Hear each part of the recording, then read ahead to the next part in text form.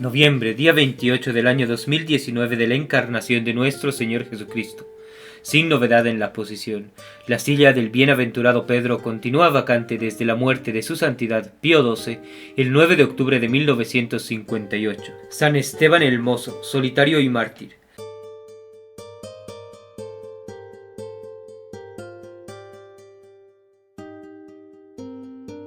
Nació Esteban en Constantinopla, imperando Anastasio II, llamado Artemio, y aunque sus padres fueron bastante ricos, les faltaba mucho para que llegase su caudal a donde querían que llegasen sus limosnas, siendo mayor su corazón que sus facultades.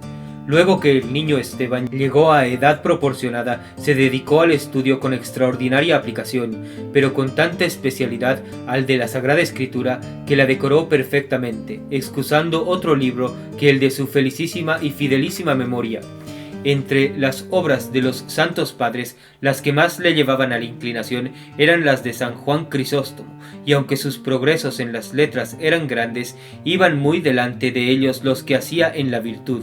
Oía la palabra de Dios con aquel gusto espiritual que abre el camino a la inteligencia de las verdades eternas. Despreciaba con generosidad cristiana las grandezas de este mundo, tan vanas como caducas, pensando solo en merecer las eternas, fruto precioso que solo le produce la inocencia de la vida.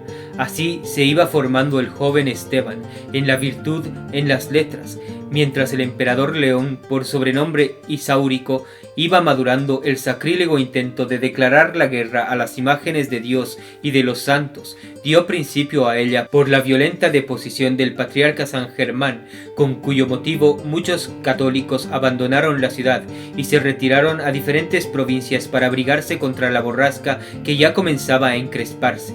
Tormenta que no por eso intimidó a los piadosos padres de Esteban para que le consagrasen a Dios en el monasterio de Monte Augencio, llamado así por haber sido en San Augencio el primero que le habitó. Era quinto abad, después del santo fundador, el bienvenido Juan, que viendo, observando y oyendo hablar a nuestro Esteban, descubrió los altos designios de la divina providencia acerca de aquel mancebo, y recibiéndole en el número de sus discípulos, le cortó el cabello y le dio el hábito de monje, aunque no había cumplido 16 años. Abrazó el nuevo género de vida con increíble fervor, distinguiéndose tanto en el ejercicio de todas las virtudes que, muerto el abad, todos los monjes obligaron a Esteban, aunque de solos 30 años de edad, a encargarse de su gobierno.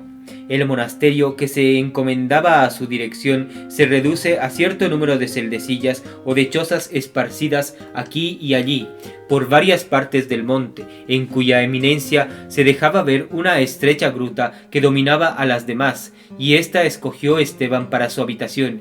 Desde ella velaba sobre todos los demás solitarios, y desde la misma, como más inmediata al cielo, tomaba vuelo su alma para elevarse más felizmente hasta Dios por medio de la contemplación. Añadía el trabajo de manos a la oración, unas veces fabricando redes y otras copiando libros, porque tenía excelente pluma, pero su inclinación a mayor soledad y el deseo de hacer vida más penitente y más austera le obligaron a renunciar en Martín la superioridad y la abadía. Retiróse pues y fuese a encerrar en una celdilla mucho más estrecha que su gruta. Tenía solos 2 codos de largo y medio de ancho, pero tan baja que solo podía estar en ella encorvado, y la mitad enteramente a la inclemencia, de manera que en el rigor del estío estaba expuesto a los ardores del sol, y en el invierno a todos los rigores del hielo y de la nieve. Su vestido eran unas pobres pieles de carnero ceñidas al cuerpo con una cadena de hierro, asombrosas penitencias que se podían llamar como ensayo del martirio a que el cielo le tenía destinado.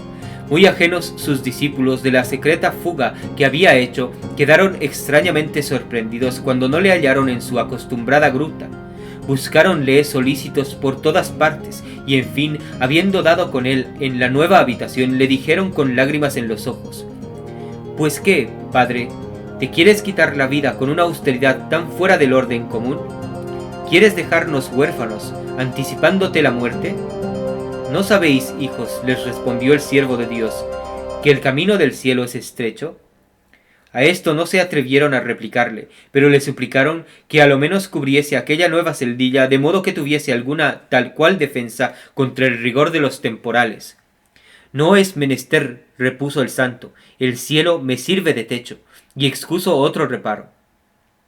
Íbase encendido entre tanto el fuego de la persecución contra todos los que defendían el culto de las sagradas imágenes. El emperador Constantino Coprónimo, tan aborrecido en el mundo por su disolución como por su crueldad, dirigió principalmente su furor contra los monjes, pareciéndole, y no se engañaba, que eran los que hacían más generosa resistencia a sus impíos y sacrílegos decretos.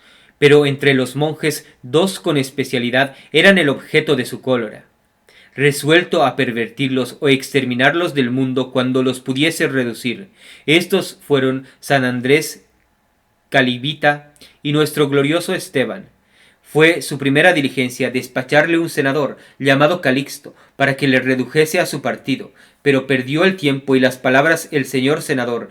Irritado Constantino volvió a despachar al mismo con una partida de soldados y con orden de arrancarle de su celdilla y ponerle preso en el monasterio que estaba al pie de la montaña. Ejecutóse la orden con inhumanidad, pero se mantuvo invencible la constancia de Esteban. Echóse después mano de la calumnia, imponiéndole delitos que no había cometido. Nada se adelantó con este medio, porque triunfó de toda su tolerancia y su inocencia.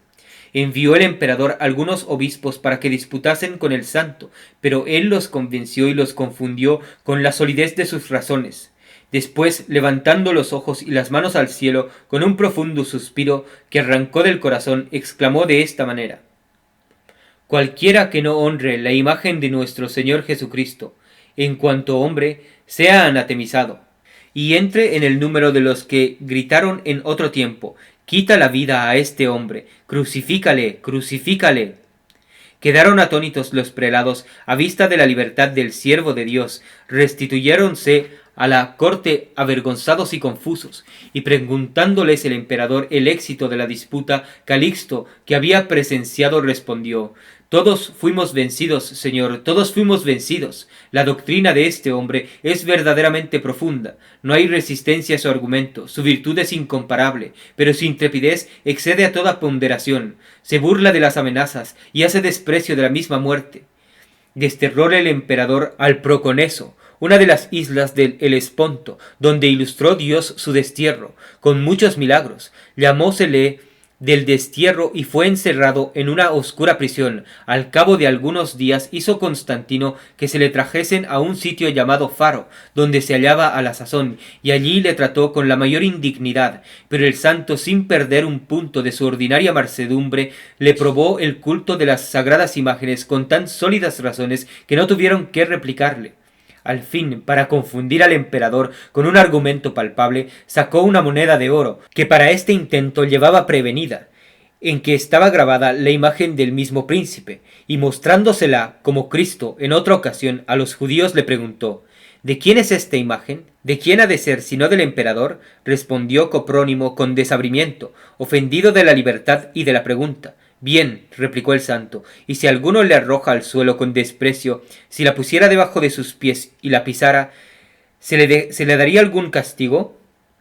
Sin duda, respondieron todos los presentes. Suspiró entonces el siervo de Dios, y con el corazón penetrado de dolor, exclamó de esta manera: Oh deplorable ceguedad, vosotros decís que merece castigo cualquiera que trata con desprecio, arroja al suelo y pisa la imagen del emperador, siendo así que no es más que un hombre mortal. Pues, ¿qué castigo merecerán los que pisan, atropellan y arrojan al fuego las imágenes del Hijo de Dios y de su Santísima Madre? Mandó el emperador que volviesen a la cárcel. Luego que Esteban entró en la prisión, entendió por cierta luz interior del Espíritu Santo que allí acabaría sus días. Encontró en ella 342 solitarios, todos de virtud eminente, que habían sido conducidos de diferentes partes, y toda esta venerable tropa acudió exhalada a Esteban, como a un maestro consumado en el ejercicio de la vida regular, para oír de su boca saludables instrucciones. A todos los instruía, convirtiéndose el pretorio en monasterio por medio de aquellas conferencias espirituales. Después de muchos meses, dijeron un día al emperador lo que pasaba en la cárcel, y la honra y veneración con que la dirección del santo se hacía en ella a las sagradas imágenes. Irritado el emperador, mandó matar a Esteban. Acudieron los ejecutores a la cárcel, y habiendo el santo salido al ruido, se echaron sobre él, le arrojaron por tierra, quitáronle las prisiones y atáronle fuertemente unas correas a uno de los pies, le arrastraron con el modo más inhumano, más cruel y más indigno por la calle de Constantinopla. Al llegar delante de la iglesia de San Teodoro mártir, quiso Esteban apoyarse sobre las dos manos para hacer al santo una profunda reverencia por último testimonio de su tierna veneración. Notólo uno de sus verdugos, llamado Filomato, y gritó lleno de furia: ¿No veis cómo este malvado quisiera morir mártir? Y diciendo y haciendo, arrancó un grueso palo de una bomba que servía para apagar los incendios, y le descargó tan furioso golpe en la cabeza que con efecto hizo un mártir más en nuestro santo. Créese que su muerte sucedió el día 28 de noviembre del año 766, a los 53 de su edad. San Gregorio III, Papa. San Gregorio III de este nombre, uno de los más dignos sucesores de San Pedro y uno de los papas más valerosos en oponerse con fortaleza apostólica a todas las novedades que han perturbado la paz de la Iglesia, fue Ciro de Nación, según la opinión más recibida, criado por Juan, su padre, en el sólido principio del santo temor de Dios y educado en Roma en toda clase de literatura. Como el Señor le había prevenido con sus más dulces bendiciones y se hallaba dotado de un ingenio sobresaliente, acompañados estos principios de un amor particularísimo a las letras, hizo maravillosos progresos tanto en la virtud como en las ciencias, e igualmente hábil en las lenguas orientales que en la latina, y perfectamente versado con inteligencia en las santas escrituras. Se dejó ver el joven más cabal de su siglo. Promovido Gregorio a los órdenes sagrados, era el ornamento de todo el clero de Roma, en el que se distinguía notablemente por la santidad de su vida, por la pureza de sus costumbres, por su eminente piedad y por su grande sabiduría, correspondiendo la justificación de su conducta en todas las épocas a los nobles principios de su educación y a la consagración de su estado. Vacó la silla apostólica por muerte de Gregorio II, que sucedió en el mes de enero del año 731. Tenía necesidad por entonces la iglesia de un pastor magnánimo y brioso, de un papa santo y sabio, y de una cabeza visible capaz de oponerse a las execrables violencias que perturbaban la paz del rebaño de Jesucristo, y como en Gregorio concurrían todos estos requisitos por aclamación común de todo el clero y pueblo de Roma, se hizo la elección en él, hallándose muy distante por su profunda humildad de apetecer honoríficos empleos, consagrado el jueves 22 de febrero del año expresado, día de la cátedra de San Pedro. Desde el momento que se sentó en la silla apostólica, acreditó con pruebas prácticas el acierto de su elección, y satisfizo con ellas el alto concepto que de su eminente virtud y de su gran sabiduría tenía formada la Iglesia de Roma. Las primeras atenciones de los desvelos del Santo Pontífice se dirigieron a conservar la pureza de la fe católica, a socorrer todas las necesidades de la Iglesia, a la reforma del clero, a desterrar los abusos y a hacer que floreciese la justificación de las costumbres de su pueblo. Él se empeñó con infatigable celo en la instrucción de los fieles, repartiéndoles el pan de la palabra divina, y en trabajar en el continuo para mantener la doctrina ortodoxa contra el torrente de los vicios y de los esfuerzos de la herejía. Él demostró siempre grande desinterés y mucho amor a la pobreza, distribuyendo entre los necesitados todas sus facultades sin alguna reserva. La misma conducta usaba con los cautivos y prisioneros, satisfaciendo el rescate de aquellos y las deudas de estos con una caridad inmensa, mirando siempre con una compasión tierna a las viudas, a los pupilos y a los huérfanos, mereciéndose el renombre de padre de todos los necesitados por sus piadosos hechos. Aunque bastaba la justificación de su conducta y la exactitud de su vigilancia pastoral en cumplir todos los deberes de su alto ministerio para revelar su mérito, con todo lo que le hizo más célebre en todo el orbe cristiano fue el valeroso tesón con que empeñó toda su autoridad y toda su reputación para tranquilizar las inquietudes que perturbaban la paz de la Iglesia. No es fácil explicar el ardor y el celo verdaderamente apostólico con que se aplicó a sofocar todas las perniciosas novedades que se suscitaron en el Oriente. León el Isáurico, que desde una miserable extracción había llegado a ser general del imperio y a ocupar el trono del Oriente por los años 717, sostenía a costa de inmensas crueldades el error de los herejes iconoclastas, que negaban el culto a las santas imágenes, para dar una prueba nada equívoca del empeño que tenía en proteger tan perverso pensamiento. No contento con la sangre que hacía derramar en sus vasallos ortodoxos, no pudiendo atraer a su partido a las personas doctas encargadas de su real biblioteca, las hizo encerrar en aquella pieza magnífica, y mandando pegarle fuego, redujo a cenizas a los hombres más sabios de aquella época. El insigne monetario, recogido a toda costa innumerables pinturas y más de 30.000 volúmenes de la más preciosa antigüedad. Gregorio, que supo esta execrable barbaridad, y que le constaban las turbulencias que cada día causaba el furor de Isáurico en el Oriente, trató de remediar el daño, que creyó continuaría en su sucesivo con los mayores excesos. Para este fin le escribió con valor y fortaleza apostólica en los términos siguientes: ¿Quién os obliga, serenísimo emperador, a volver atrás después de haber marchado con tan justos pasos en los primeros años de vuestro reinado? Decís ahora que es una idolatría honrar a las imágenes. Habéis mandado arruinar su culto sin temor del juicio de Dios, que castigará algún día a los autores de tal escándalo. ¿Por qué no habéis consultado con hombres instruidos, piadosos y sabios? Debemos miraros como a un hombre sin literatura, grosero e ignorante, y por esta razón nos creemos en la precisión de hablaros con fuerza, pero con verdad. Dejad vuestra obstinada presunción y escuchadnos con humildad. Las decisiones de la Iglesia no pertenecen a los emperadores, sino a los obispos, los que así como establecidos para ello no se mezclan en los negocios temporales. Tampoco los emperadores deben mezclarse en los eclesiásticos, sino contentarse en disponer de aquellos que les están confiados. Nos habéis escrito sobre juntar un concilio ecuménico, pero no lo juzgamos a propósito. Vos mismo, que sois el autor de la alteración y de la inquietud, conteneos, y todo el mundo estará en paz. Tranquilas estaban las iglesias cuando encendiste el fuego de la división. Para llevar esta carta a León, disputó el santo pontífice a un presbítero llamado Gregorio, quien, sabiendo que estaba concebida con un vigor extraordinario, no se atrevió a presentarla. Esta timidez fue causa de que a su regreso a Roma tratase el Papa de degradarle, pero que, templado por su justo enojo por los prelados del concilio que congregó en Roma para deliberar en el asunto, se le impusieron las correspondientes penitencias, volviéndole a enviar a Constantinopla en el año siguiente, que era el de 732, con la misma carta, y otra no menos fuerte, y con la determinación del concilio contra los herejes iconoclastas.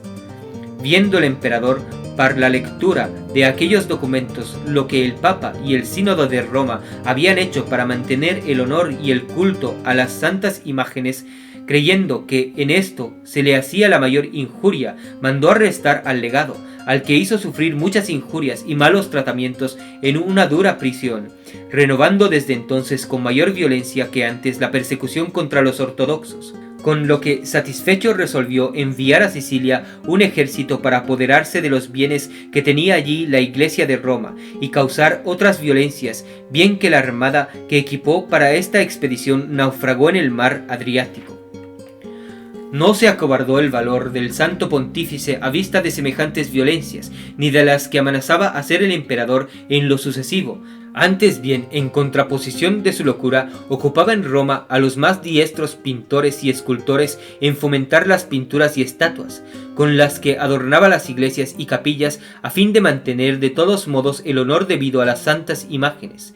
También juntó un nuevo concilio, al que asistieron 93 prelados del primero y segundo orden, todo el clero, cónsules y nobleza romana, y en presencia de todo el pueblo, que fue testigo de cuanto se determinó en aquella célebre asamblea, se fulminó excomunión contra todos los que destruían, impugnaban o manifestaban irreverente menosprecio a las santas imágenes, sobre lo cual se formó una constitución aparte, la que envió Gregorio al emperador por medio de Constantino, defensor o director de las rentas de Roma, a fin de atraerle a verdadero conocimiento, pero estuvo tan ajeno de reconocer su error el impío príncipe que dio orden de reducir al legado a una estrecha prisión en Sicilia, en la que permaneció cerca de un año.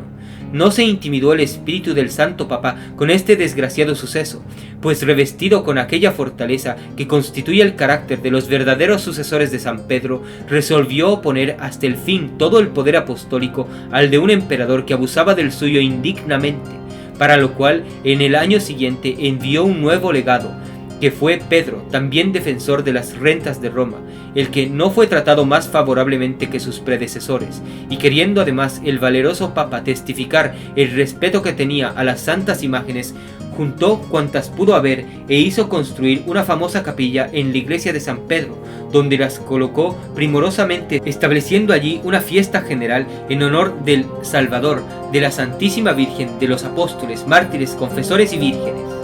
No fueron solos los enemigos del Oriente los que ejercitaron la virtud y el sufrimiento del Santo Pontífice. Fatigado en reparar aquellas execrables violencias, se vio reducido con el pueblo romano a fatales extremidades, cuando Luitprando, rey de los longobardos, persiguiendo a Transamundo, duque de Spoleto, que se había refugiado a Roma, sitió la ciudad y saqueó la grande iglesia de San Pedro con otros templos.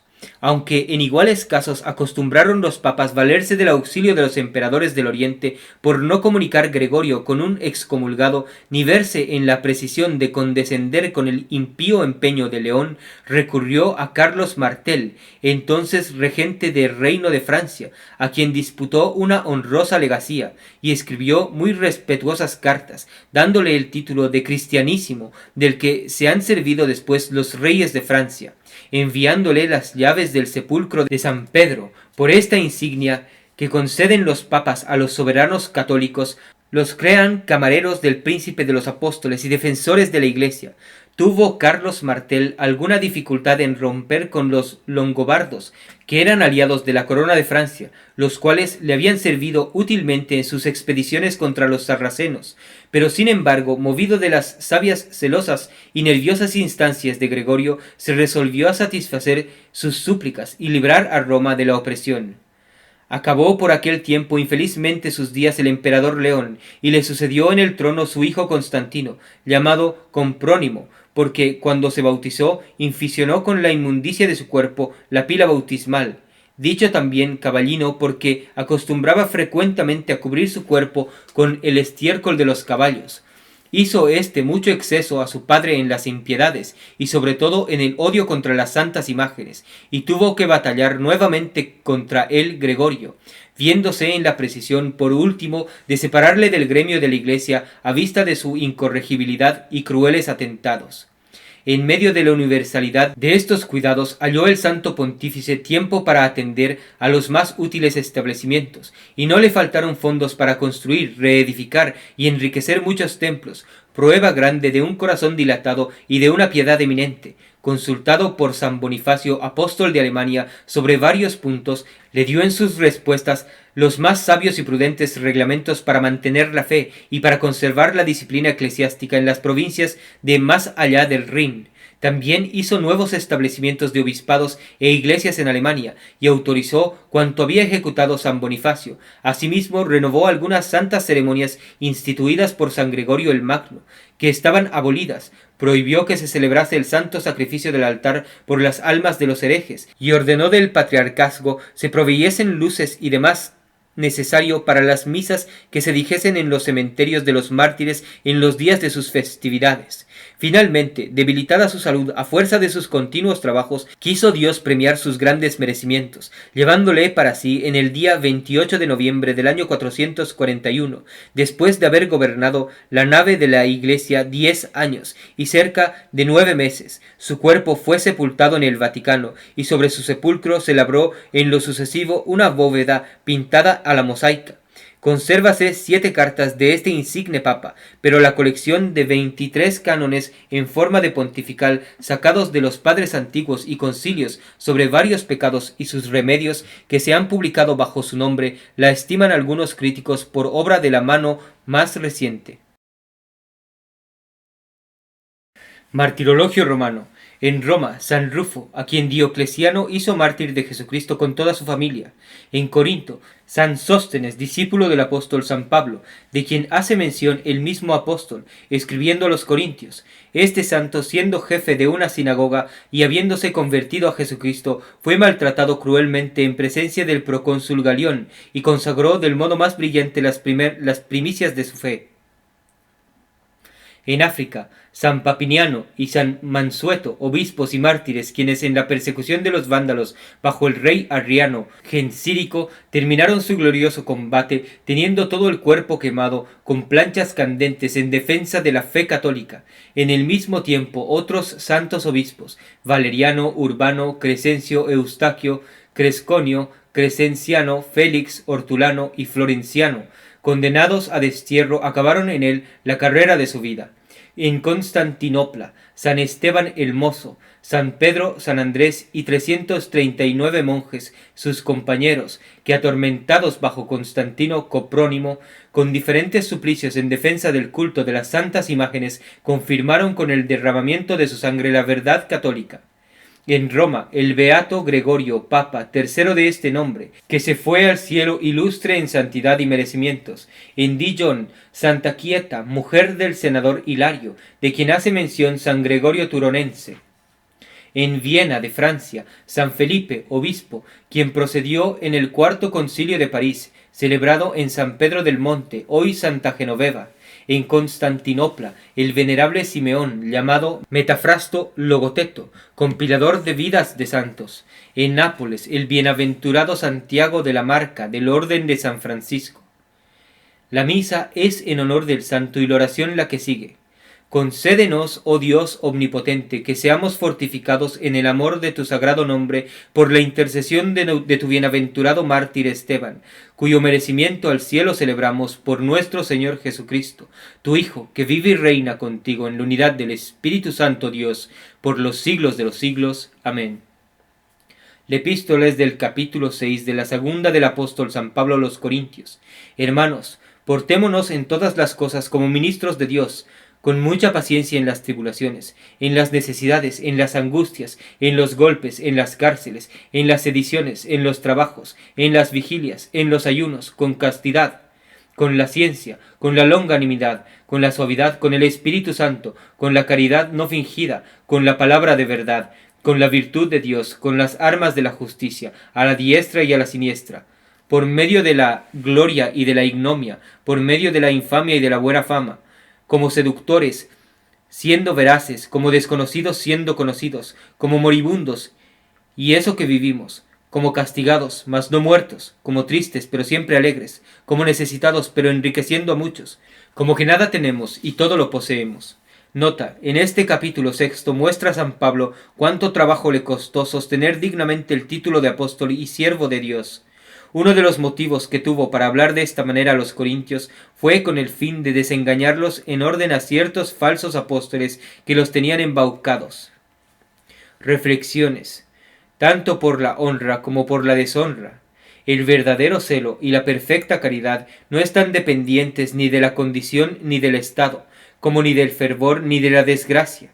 La honra que dan a Dios sus fieles siervos no está propiamente ligada ni a la prosperidad, ni a la adversidad, ni al abatimiento, ni a la elevación de los que le sirven, sino a usar bien de todo lo que su divina voluntad se dignare disponer respecto de ellos. No hay estado, no hay constitución que no sea teatro de virtud para los santos, sino en todos hacen el mismo bien, en todos se encuentran siempre medios, y medios muy seguros para glorificarle.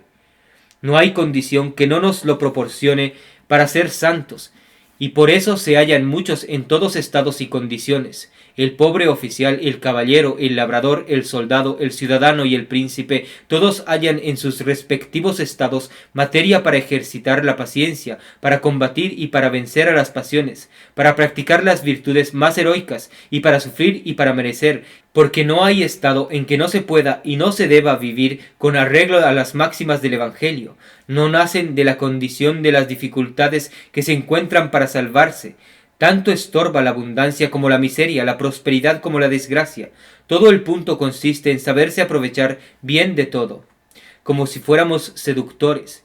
Solo en el tribunal de la ignorancia, de la envidia, de la preocupación o de la conspiración podían ser tratados como impostores los sagrados apóstoles, pero su defensa corrió por cuenta de Dios. Los malos tratamientos que sufren los que le sirven se convierten en mayor honor y gloria suya.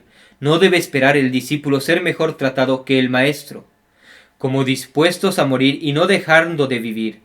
Tal es la vida de los santos, una muerte continuada en que se consumen a sí mismos con el trabajo y con la penitencia, prontos siempre a ofrecer a Dios el sacrificio de su vida, pero muchas veces dilata el Señor aceptarle, o para aumentar su mérito, o para que sirvan más largo tiempo a su gloria.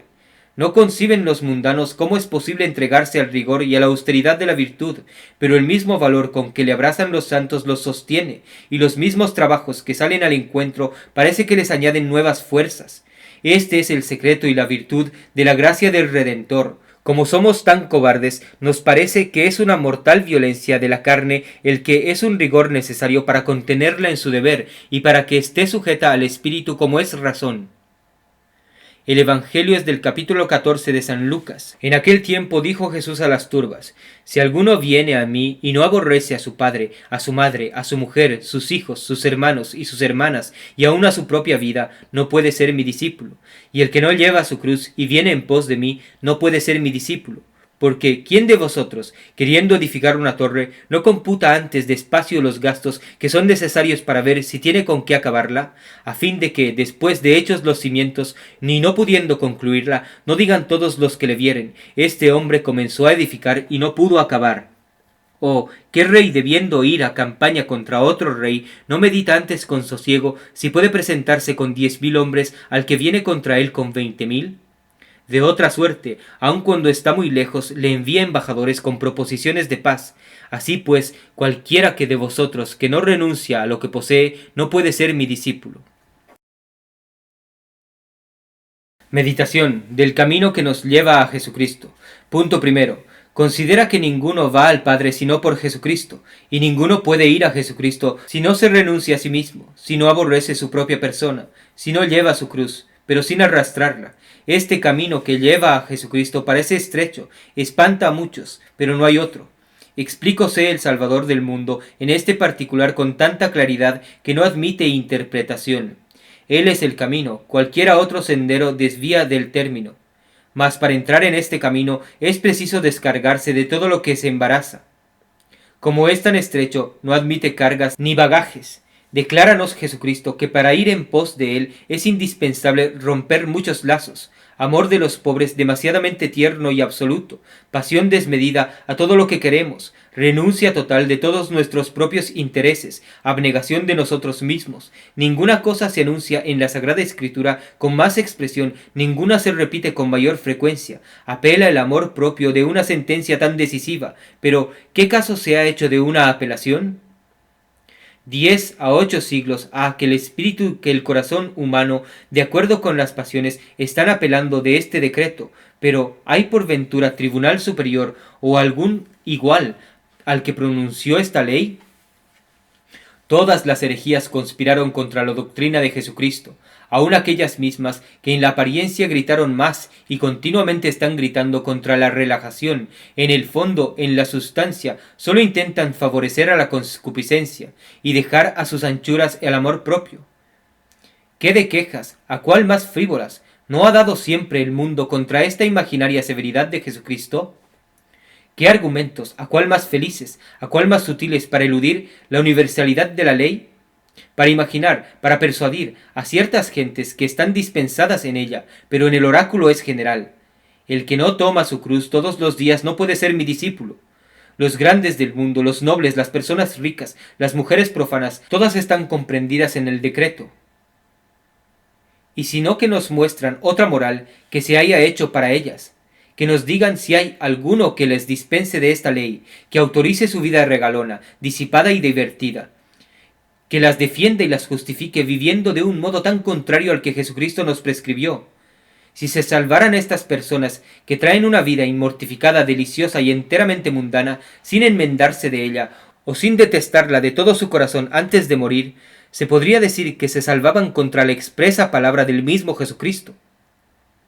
Punto segundo. Considera que aquellas palabras del Salvador es menester aborrecer al padre, a la madre, a la mujer, a los hermanos y a las hermanas, no se entienden de aquel odio maligno que produce la enemistad. El que nos manda amar aún a nuestros mayores enemigos está muy lejos de aconsejarnos que aborrezcamos a nuestros parientes más cercanos.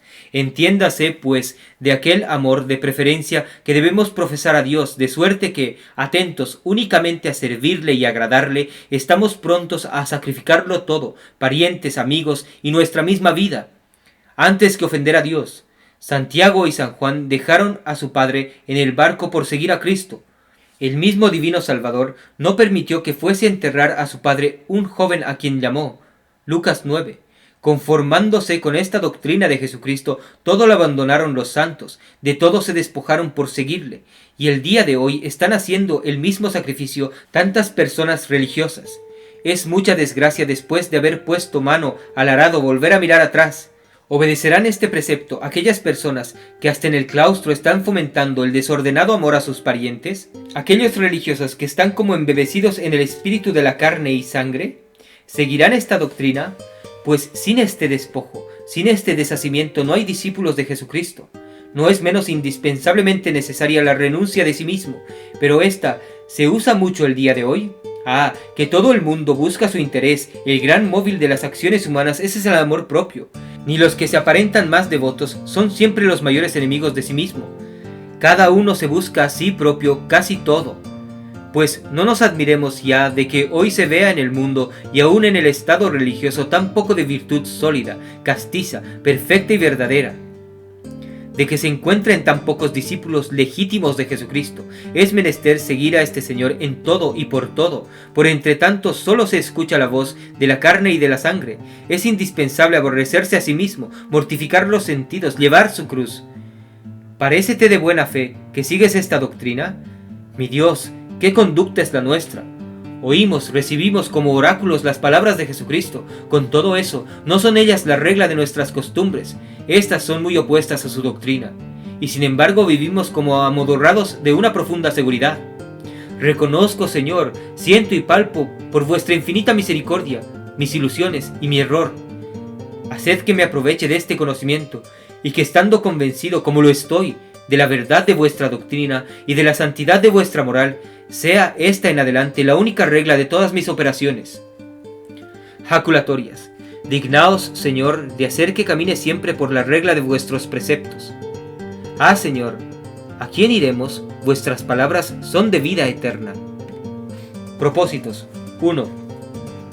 Cuando solo hay un camino para arribar al término a donde se quiere ir, es necedad detenerse en consultar qué camino se ha de escoger. No hay más que una fe, una doctrina en nuestra religión. No hay ni puede haber más que una moral, que es el Evangelio. Este es el único camino para el cielo, no hay otro. Será grande extravagancia, será insigne locura buscarle. Sincero desapego de todos los bienes criados, desprendimiento de la carne y sangre, victoria de las pasiones, odio santo de sí mismo. Este es el único camino que guía a la salvación. ¿Síguesle tú? Pues está cierto que cualquiera otro sendero te desvía de ella. Hay un camino que al hombre le parece derecho, dice el sabio, y su paradero es la muerte. ¿Buscas acaso confesores anchos y contemplativos? ¿Buscas por ventura moral y opiniones laxas? Si no buscas esto, ¿qué motivo tienes para preferir a este confesor a otro? ¿No será acaso que no te acomoda el prudente rigor de éste, y se halla mejor tu amor propio, tu inmortificación y tu cobardía en la indulgencia de aquel? Qué compasión, o por mejor decir, qué insigne locura buscar de propósito una guía para descaminarse. Examina los verdaderos motivos que tienes para proceder de esta manera. Mira que el negocio es de suma importancia, y se arriesga mucho en exponerle a contingencias. 2. Dices que buscas a Dios, pero reflexiona bien si buscas a Dios verdaderamente en ese empleo, en ese estudio, en ese negocio, en esas diversiones. Si buscas puramente a Dios en las funciones de tu oficio, en los ejercicios de tu celo, en los de tu sagrado ministerio, ¿no buscarás acaso tus propios intereses? ¿No te buscarás a ti mismo? Estás consagrado a Dios en el estado eclesiástico o en el religioso, pero dime, ¿no sirves todavía al mundo? ¿No estás todavía muy apegado a tus parientes? Acuérdate de lo que dijo Jesucristo, que en vano te lisonjeas de ser discípulo suyo, si todavía tienes apego a la carne y sangre. No se te pase el día sin solicitar una pronta, sincera reforma en todos estos puntos. Que el testimonio de estas santas vidas sirvan de alimento para todo cristiano que, haciendo uso de razón, considere que el celo con que se debe defender la verdadera fe católica no es negociable, que debe ser capaz de llevarnos a la misma muerte y lograr la corona del martirio de ser necesario, antes que abrazar cualquier filosofía falsa, modernista, naturalista o racionalista que conducen indefectiblemente al indiferentismo religioso y al falso ecumenismo, banderas y estandartes de la falsa iglesia de los últimos tiempos con sede en el Vaticano. ¡Viva María Santísima! ¡Viva Cristo Rey!